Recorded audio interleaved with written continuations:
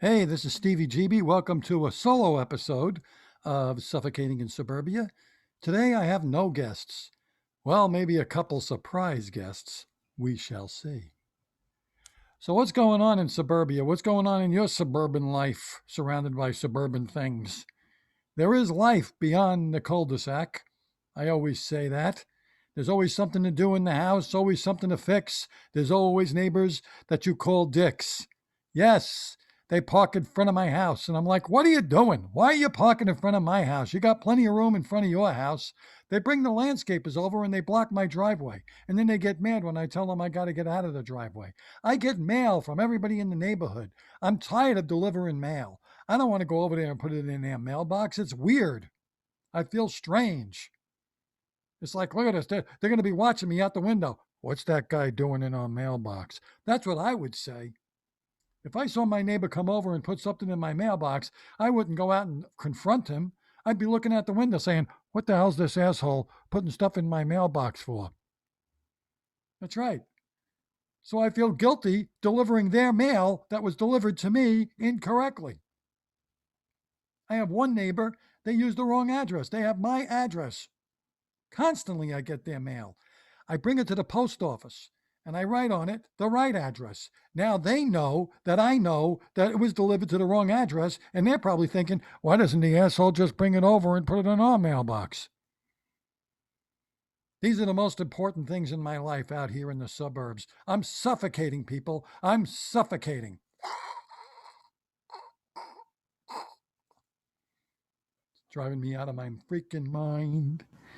I don't know what to do. What do you do? What do you do? The UPS guy parks in front of my house and I get excited because I think maybe I'm getting a package. But you know what he does? He walks next door. Why doesn't he park in front of their house? What's going on with that? I just don't know.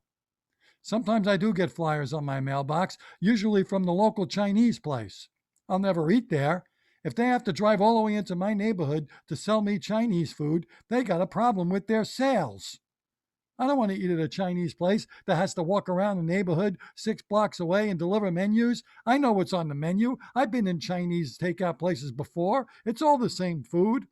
I don't need your menu. I'm not going to look and go, gee, they got chicken and broccoli too. What a surprise. This is what it's like living in the suburbs. You see, you city people probably don't know these things. But this is what it's all about. We don't know our neighbors. We hate our neighbors. We pretend to like them. We wave at them from across the street. Yeah, how you doing over there, you son of a bitch? I hate you.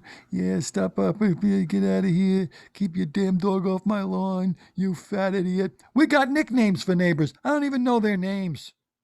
Over there is Fatty Pants. Over there is the Filipinos. They could be Korean. We call them Filipinos. We don't care. We don't care.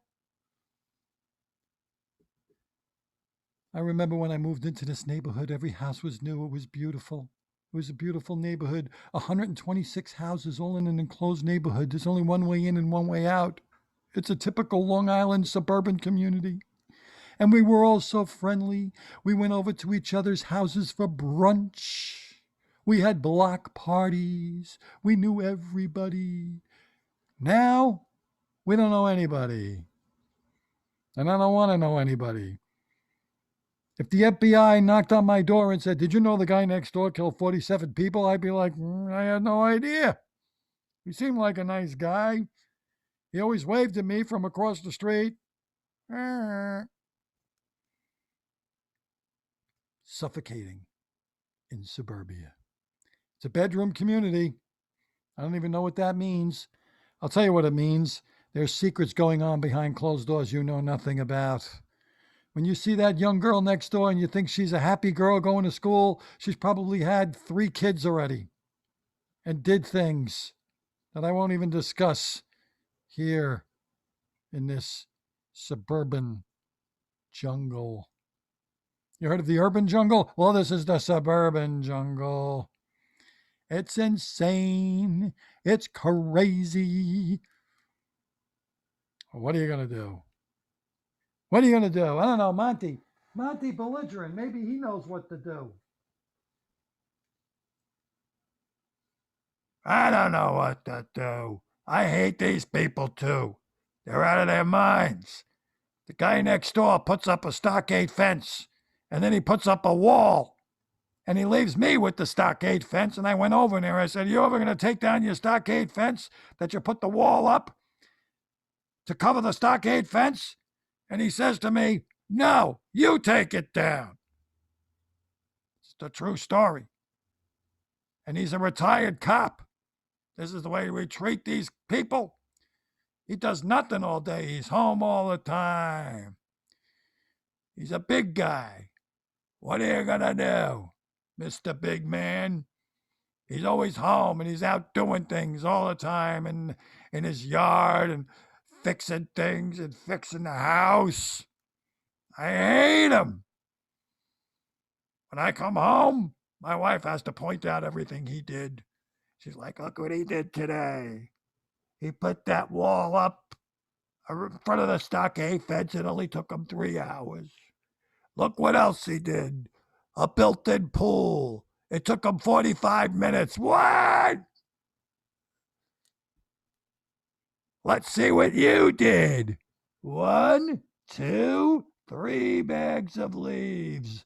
It took you 2 weeks. What?" And one night I'm out front putting out my leaf bags. And I look next door, and this guy's got a mountain of leaf bags. It goes all the way up to the sky. You ever see these guys? It's like the shape of the Eiffel Tower. I think he's even got a gift shop in there, because I see people coming out with little leaf bag gifts. Look what I got. I hate that guy. It drives me nuts. So crazy, I think I might need some psychological help from Dr. Gloob. Hello, this is Dr. Gloob. I am a psychiatrist to the bizarre. I treat vampires, circus clowns, zombies, Santa Claus, and stand-up comics. If you got some mental issues, I'm here to help. I have not been around for a while because I went back to the country of which I was once king. Yes, not Larry King, he's dead. Not the king of rock and roll, Elvis Presley, although some will argue that it's really Chuck Berry, but he didn't get that title because of the color of his skin, but that's a story for another day. Anyway, all the kings are dead. All the king's horses and all the king's men are also dead. Why do I sound like John Gielgud and a Russian spy got together and made a baby named Joe Pesci? I don't understand it either. But anyway, if you want to come visit me, you can't. I have a rotary phone. You can't leave a message on a rotary phone. I don't know anything about technology. I don't even know why I'm looking at myself right now and speaking to who. I don't know who. I really don't know what's going on. I'm sorry, but I'm insane. Take it back to Stevie GB, please. Stevie GB!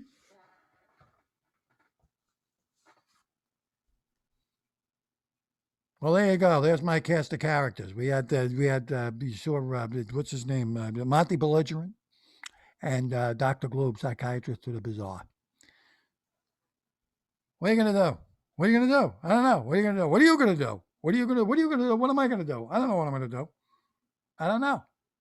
I don't know. I don't do leaves anymore. I hire somebody. I haven't done the leaves in my lawn since I found Jesus or Jesus and Jose. They do it. And in the winter, they shovel. They do the shoveling. Same guy. I love this guy. I give him a nice tip. He mows my lawn. He does the winter cleanup. He does the fall cleanup. He does the snowing with the snowplow. He comes in. He cooks my dinner. He screws my wife. He jacks up my car. The guy's my freaking hero. If he ever gets deported, I don't know what I'm going to do. I may have to do stuff on my own. I can't do it. I'm Stevie GB. This has been the first solo episode of Suffocating in Suburbia. I hope you enjoyed it. And remember, I don't know. I forgot. I forgot to remember. Bye.